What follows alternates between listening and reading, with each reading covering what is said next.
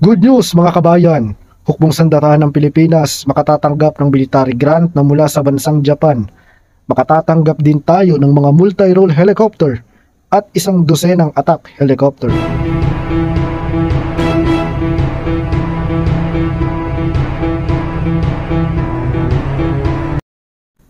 Kinumpirma ng Max Defense Philippines ang planong pagkuha ng Philippine Army ng mga Fuji Bell UH-1J Huey multi-role helicopter mula sa bansang Japan.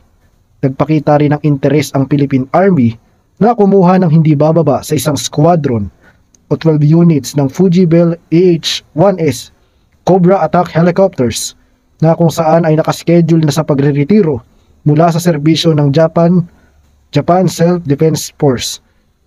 Kinumpirma ng mga source na ang Philippine Army team na nag-inspeksyon sa mga UH-1J ay siya ding nag-inspeksyon sa mga AH-1S Cobra attack helicopter at interesado dito ang Philippine Army kung sakaling ibibigay ang mga ito bilang military grant ng bansang Japan. Ang mga AH-1S Cobra attack helicopter na ito ay di hamak na mas bata kaysa sa MD-520MG Defender fleet ng Philippine Air Force.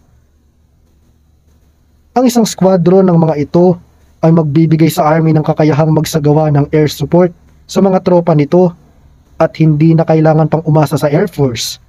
Ipinagpapalagay din ni Max Defense na makakakuha ang Pilipinas ng nasa 6 hanggang 11 AH-1S Cobra, samantalang 13 hanggang 26 units naman ang maaaring makuha ng Pilipinas para sa mga UH-1J Huey's multi-role helicopter.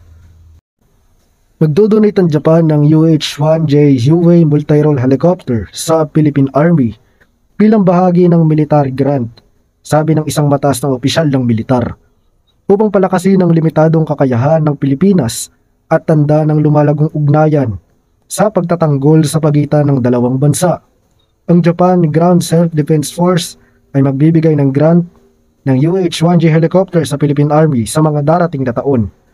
Ang UH-1J Huey ay ang improved version ng Bell UH-1 helicopter na pinatatakbo ng Philippine Air Force.